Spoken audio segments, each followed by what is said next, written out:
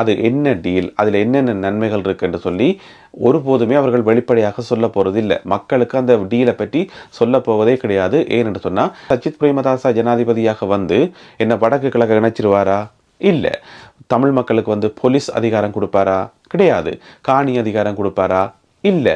இந்த தமிழரசு கட்சிக்குள்ளே இருக்கக்கூடிய இந்த ஒரு பிரிவு இருக்குது தானே, இவர்கள் வந்து ஒரு 4-5 வருஷம் கழித்து வந்து சொல்லுவினம் என்னென்னு சொன்னால், தமிழடியான் சொந்தங்கள் அனைவருக்கும் வணக்கம். சஜித் பிரேமதாசா அவர்களை ஆதரிப்பதென முடிவெடுத்திருக்கின்றது இலங்கை தமிழரசு கட்சி. இலங்கை தமிழரசு கட்சி என்று சொல்கிறதா, இலங்கை தமிழரசு கட்சியினுடைய ஒரு பிரிவு என்று சொல்கிறதா என்றதே ஒரு குழப்பமாக இருக்குது. ஏனென்று சொன்னால் எப்போவுமே வந்து இலங்கை தமிழரசு கட்சி என்றது ஒரு கட்சி கிடையாது. அந்த கட்சிக்குள்ளேயே வந்து பல பிரிவுகளும் பல கிளைகளும் இருக்குது, உங்களுக்கு தெரியும். ஏற்கனவே அந்த கட்சியினுடைய திருகோணமலை அணி தாங்கள் தமிழ் பொது வேட்பாளரை ஆதரிப்பதாக சொல்லியிருக்குது. அதே மாதிரி கிளிநொச்சி அணியும் வந்து தாங்கள் தமிழ் பொது வேட்பாளரை ஆதரிப்பதாக சொல்லியிருக்குது. எனவே கட்சியில் வந்து மிஞ்சி போயிருக்கிறார்கள், அதில் கொஞ்சம் எச்சம் சொச்சமாக இருக்கிறார்கள்லாம் இப்போ வந்து சஜித் பிரேமதாசாவை ஆதரிப்பதாக சொல்கிறார்கள். அதில் வந்து முக்கியமான விஷயம் என்னென்னு சொன்னால், கட்சியினுடைய மத்திய குழு என்று சொல்லப்படுற அந்த குழு வந்து அவர்களுடைய கட்டுப்பாட்டில் தான் இருக்குது. எனவே இது கட்சியினுடைய மத்திய குழு எடுத்த தீர்மானம் என்று சொல்லி அவர்கள் நேற்று அந்த தீர்மானத்தை அறிவிச்சிருக்கணும். உடனடியாகவே வந்து கட்சியினுடைய தலைவர் என்று சொல்லப்படக்கூடிய மாவை சேனாதிராஜா அவர்கள் இல்லை இது கட்சியினுடைய முடிவில்லை, எனக்கும் இதுக்கும் எந்த சம்பந்தமும் இல்லை என்று சொல்லி அறிக்கை விட்டிருக்கிறார். கொஞ்ச காலத்துக்கு முதல் தமிழரசு கட்சிக்குள்ள வந்து ஒரு தேர்தல் நடந்தது. அடுத்த தலைவர் யார் என்பதை தெரிவு செய்கின்ற தேர்தல். அதில் வந்து பாராளுமன்ற உறுப்பினர் ஸ்ரீதரன் அவர்கள் தெரிவு செய்யப்பட்டார். பிறகு வந்து மாவை சேனாதிராஜா அறிவித்தார், இல்லை இந்த முடிவு செல்லுபடியாகாது, நான் தான் தலைவர் என்று சொல்லி. இப்படி வந்து மாவை சேனாதிராஜா ஒரு பக்கம், கட்சியினுடைய மத்திய குழு இன்னொரு பக்கம், கட்சியினுடைய மற்ற கிளைகள் வந்து வேறொரு பக்கம் என்று சொல்லி பல குழுக்களாகவும் பல பிரிவுகளாகவும் பிரிஞ்சு போயிருக்கிறது தான் இலங்கை தமிழரசு கட்சி. எனவே அவர்கள் வந்து அந்த கட்சியினுடைய ஒரு பகுதி வந்து சஜித் பிரேமதாசா அவர்களை ஆதரிப்பதாக முடிவெடுத்திருக்குது. அது மட்டும் இல்லாமல் தமிழ் பொது வேட்பாளரை வந்து கைவிடணும் என்று சொல்லியும் அவர்கள் கோரிக்கை வைத்திருக்கிறார்கள். இந்த கோரிக்கையை மக்கள் ஏற்பார்களா இல்லையா என்பதை அவர்களே புரிந்து கொள்வார்கள் போக. இது ஒரு பக்கம் இருக்கட்டும். சரி, 2010 ஆண்டு மஹிந்த ராஜபக்ஷவை ஆதரிக்க முடியாது, எனவே சரத் பொன்சேகாவை நீங்கள் ஆதரிக்கிற முடிவெடுத்தது இலங்கை தமிழரசு கட்சி. அதில் ஒரு நியாயம் இருந்தது வைப்போம், அதில் எந்த விதமான பிரியோசனம் இல்லாட்டியும் கூட அதில் ஒரு நியாயம் இருந்தது என்று சொல்லி மக்கள் வாக்களித்தார்கள். அதுக்கு பிறகு பார்த்தீங்கன்னு சொன்னால் 2015 ஆண்டு மைத்திரிபால சிறிசேன, 2019 ஆண்டு சஜித் பிரேமதாசாவை ஆதரிக்க முடிவெடுத்தது. அதிலேயும் ஒரு நியாயம் இருக்குன்னு சொல்லி மக்கள் முடிவெடுத்தவை என்னென்னு சொன்னால், மற்ற பக்கம் இருந்தது வந்து கோத்தபாய ராஜபக்ஷ. எனவே கோத்தபாய ராஜபக்ஷவரை வந்து நாங்கள் ஆதரிக்க முடியாது, எனவே சஜித் பிரேமதாசாவுக்கு மக்கள் வாக்களித்தார்கள் 2019 ஆண்டு. ஆனால் இந்த முறை பார்த்தீங்கன்னு சொன்னால் சஜித் பிரேமதாசாவை தான் ஆதரிக்கணுமா, கட்டாயம் அவரைத்தான் இலங்கை தமிழரசு கட்சி ஆதரிக்கணுமான்னு கேட்டீங்கன்னு சொன்னால் அப்படி எந்த விதமான அவசியமும் இல்லை. இங்கால வந்து தமிழ் பொது வேட்பாளர் இருக்கிறார். அவர் இந்த முறை வந்து எல்லா கட்சிகளாலே முடிவெடுக்கப்பட்டு அநேகமான சிவில் அமைப்புகளால் முடிவெடுக்கப்பட்டு தமிழ் பொது வேட்பாளர் வந்து நிறுத்தப்பட்டிருக்கிறார். எனவே அவரை ஏன் ஆதரிக்கக்கூடாது, ஏன் அவரை ஆதரிக்கிற முடிவை வந்து தமிழரசு கட்சியினுடைய அந்த குறிப்பிட்ட அந்த ஒரு பிரிவு வந்து எடுக்கல என்றது மிகப்பெரிய கேள்விக்குறியாக இருக்குது. அதுக்கு வந்து 2 காரணம் இருக்க முடியும். ஒன்று வந்து பழக்க தோஷமாக இருக்க முடியும்.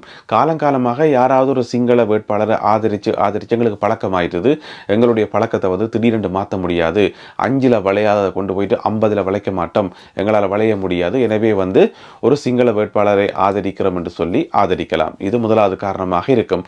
2வது காரணம் வந்து ஏதாவது ஒரு டீலுக்கு போயிருப்பார்கள், சஜித் பிரேமதாசாவோட ஏதாவது ஒரு டீலுக்கு போயிருப்பார்கள். அது என்ன டீல், அதில் என்னென்ன நன்மைகள் இருக்குன்னு சொல்லி ஒருபோதுமே அவர்கள் வெளிப்படையாக சொல்ல போகிறதில்லை. மக்களுக்கு அந்த டீலை பற்றி சொல்ல போவதே கிடையாது. ஏனென்று சொன்னால் அந்த டீல் எல்லாமே வந்து மக்களுடைய நலன் சார்ந்த டீலாக இருக்கும் என்று சொல்லி நம்புறதுக்கு எதுவுமே இல்லை. முழுக்க தங்களுடைய தனிப்பட்ட விஷயங்களை சாதிக்கிறதுக்கும் தங்களுடைய தனிப்பட்ட தேவைகளை பூர்த்தி செய்கிறதுக்குமான ஒரு டீலாகத்தான் இருக்க முடியுமே தவிர தமிழ் மக்கள் சார்பான ஒரு டீலாக இருப்பதற்கான வாய்ப்பு இல்லவே இல்லை. இப்போ நீங்கள் பார்த்தீங்கன்னு சொன்னால் சஜித் பிரேமதாசா ஜனாதிபதியாக வந்து என்ன வடக்கு கிழக்கு இணைச்சிருவாரா? இல்லை. தமிழ் மக்களுக்கு வந்து போலீஸ் அதிகாரம் கொடுப்பாரா? கிடையாது. காணி அதிகாரம் கொடுப்பாரா? இல்லை. அப்படி எதுவுமே செய்ய போகிறதில்ல. அவர் ஜனாதிபதியாக வந்தால் எப்படி மைத்திரிபால சிறிசேனா ஒரு 5 வருஷத்தை இழுத்தடிச்சாரோ அதே மாதிரி அவரும் ஒரு 5 வருஷத்தை இழுத்தடிக்க போகிறார். அதில் வந்து தமிழ் மக்களுக்கு எந்த விதமான நன்மையும் இல்லை. எனவே சஜித் பிரேமதாசா அவர்கள் ஜனாதிபதியாக வந்தாலும் சரி வராட்டியும் சரி தமிழ் மக்களுக்கு எந்த விதமான நன்மையும் இல்லை, எந்த விதமான தீமையும் இல்லை. ஏன்னு சொன்னால் தமிழ் மக்கள் தங்களை தாங்களே பார்த்து கொள்ள வேண்டிய ஒரு கட்டாயத்தில் இப்போ இருக்கிறோம். நாங்களே உழைச்சி நாங்களே சாப்பிட்டு எங்களை நாங்களே பாதுகாத்து கொள்கிற ஒரு நிலைமையில தான் நாங்கள் இருக்கிறோம். எனவே புதுசாக ஒரு சிங்கள வேட்பாளர் ஒரு ஜனாதிபதியாக வந்து ஒரு ஆட்சி மாற்றம் வந்து திடீரென்று தமிழர்களுடைய வாழ்வு எல்லாம் பொங்கி பெருகும் என்று சொல்லி சொல்றதுக்கு எதுவுமே இல்லை. தமிழர்களுடைய வாழ்வு மட்டும் இல்லாமல் இலங்கையில் இருக்கிற மற்ற இனங்களுடைய வாழ்க்கையும் திடீரென்று பொங்கி பெருகும் என்று சொல்ற அளவுக்கு அங்கே எதுவுமே இல்லை. அவர்கள் ஆட்சிக்கு வந்து இருப்பார்கள், அவர்களுக்கு சொல்லப்படுற வேலைகளை அவர்கள் செய்வார்கள், அவ்வளவுதான் நடக்க போதுமே தவிர இங்க வந்து வேற எதுவுமே புதுசாக நடக்க போறது இல்லவே இல்லை. எனவே இலங்கை தமிழரசு கட்சியினுடைய ஒரு பிரிவு வந்து சஜித் பிரேமதாசா அவர்களை ஆதரிக்கிற முடிவை எடுத்திருக்குது. இந்த முடிவை நீங்கள் ஏற்றுக்கொள்கிறீர்களா இல்லையா என்று சொல்லி பொதுமக்கள்கிட்ட வந்து நேற்று வந்து ஒரு கருத்து கணிப்பு ஒன்று நடத்தியிருந்த நாங்கள் அதில் 71% மக்கள் சொல்லியிருக்கிறோம் இந்த முடிவை வந்து நாங்கள் ஏற்றுக்கொள்ளவில்லை என்று சொல்லி. இலங்கை தமிழரசு கட்சிக்குள்ள நிறைய பாராளுமன்ற உறுப்பினர்கள் இருக்கணும். இருந்தாலுமே கூட மக்களுடைய செல்வாக்கு பெற்றவர் யார் என்று பார்த்தீங்கன்னு சொன்னால் பாராளுமன்ற உறுப்பினர் ஸ்ரீதரன் அவர்கள். எனவே மக்களுடைய செல்வாக்கையும் மக்களுடைய விருப்பத்தையும் பெற்ற பாராளுமன்ற உறுப்பினர் ஸ்ரீதரன் அவர்கள் சஜித் பிரேமதாசா அவர்களை ஆதரிக்கவில்லை. எனவே அவருடைய ஆதரவாளர்கள், அவரை விரும்புகின்ற மக்கள் எல்லோருமே வந்து தமிழ் பொது வேட்பாளரை தான் ஆதரிப்பார்கள். அதில் எந்த விதமான சந்தேகமும் இல்லை. இப்போ வந்து இலங்கை தமிழரசு கட்சிக்குள்ள இருக்கக்கூடிய அந்த ஒரு சில அணி அந்த கட்சியை வந்து தொடர்ந்து குழப்பிக் கொண்டிருக்கிறது, கட்சியினுடைய முன்னேற்றத்துக்கு தடையாக இருக்கிறது, தமிழ் மக்களுடைய முன்னேற்றத்துக்கே தடையாக இருக்கிற அந்த ஒரு சில குழு வந்து இப்போ அம்பலப்பட்டிருக்குது. அந்த குழு தான் இப்போ தனிச்சு நிற்குது. அவர்களால் இப்போ சஜித் பிரேமதாசாவை ஆதரிக்கின்றார்கள். எனவே அந்த குழுவை என்ன செய்யணும் என்றதை மக்கள் பார்த்துக் கொள்வார்கள். அதே நேரம் இன்னொரு விஷயத்தையும் நான் முன்கூட்டியே சொல்லி வைக்க விரும்புகிறேன் என்று சொன்னால், ஒருவேளை சஜித் பிரேமதாசா அவர்கள் ஜனாதிபதியாக தெரிவு செய்யப்பட்டால் ஒரு 4-5 வருஷம் கழிச்சு இந்த தமிழரசு கட்சிக்குள்ள இருக்கக்கூடிய இந்த ஒரு பிரிவு இருக்குதானே, இவர்கள் வந்து ஒரு 4-5 வருஷம் கழிச்சு வந்து சொல்லிவினோம் என்று சொன்னால், நாங்கள் ஏமாற்றப்பட்டுட்டோம், நம்பி வந்து ஏமாற்றப்பட்டதும், நாங்கள் துரோகம் இழைக்கப்பட்டிருக்கு, எங்களுக்கு நாங்கள் நம்பித்தான் அவரை ஆதரிச்ச, நாங்கள் அவர் எங்களுக்கு எதுவுமே தெரியல என்று சொல்லி 4-5 வருஷம் கழிச்சு மக்கள் மத்தியில் வந்து சொல்லத்தான் போகிறார்கள். ஏனென்று சொன்னால் எந்த ஒரு ஜனாதிபதி வேட்பாளரும் எந்த ஒரு தீர்வையும் கொடுக்க போறது இல்லை. மிக முக்கியமாக வந்து வடக்கு கிழக்க இணைக்க போறது இல்லை. போலீஸ் அதிகாரம், காணி அதிகாரம், எந்த ஒரு அதிகாரத்தையும் கொடுக்க போறதே இல்லை. அவர்கள் வேணும்னா காலத்தை இழுத்தடிப்பார்கள். அப்படியே நீங்கள் போயிட்டு தீர்வுதான் சொல்லி கொஞ்சம் நெருக்கினீங்கன்னு சொன்னா உடனே சொல்லுவீனம் நாடு வந்து பொருளாதார வீழ்ச்சியில இருக்குது, நாடு வந்து வங்குரோத்து நிலையில் இருக்குது. எனவே அதை மீட்டெடுக்கிறதா முதலாவது கடமை. அதை முதல்ல மீட்டெடுப்போம், நாங்கள் எல்லாரும் ஒன்று சேர்ந்து அதுக்கு பிறகு தீர்வை பற்றி யோசிப்போம் என்று சொல்லி வேணுமெண்டே தமிழ் மக்களுக்கு தீர்வு கொடுக்கக்கூடாது என்றதுக்காகவே நாட்டை வேணுமெண்டே பொருளாதார வீழ்ச்சியில் வச்சுக்கக்கூடிய ஆக்கள்லாம் அவியல், வேணுமெண்டே நாட்டை வந்து வங்குரோத்து நிலைமையில வச்சிருக்கக்கூடிய ஆக்கள்லாம் அவியல். ஏன்னு சொன்னால் நாட்டில் உள்ள பிரச்சனைகளை தீர்த்து விட்டா அதை ஏதாவது ஒரு பிரச்சனை இருந்துകൊண்டே இருக்கணும். இனப்பிரச்சனை இருக்கணும், அது இல்லைன்னு சொன்னால் மத பிரச்சனை இருக்கணும், அதுவும் இல்லைன்னு சொன்னால் பொருளாதார பிரச்சனை இருக்கணும்.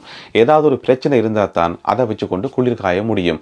ஏன்னு சொன்னால் நேர்மையான அரசியல், உண்மையான அரசியல், சரியான அரசியல் செய்து அவர்களுக்கு பழக்கம் இல்லை.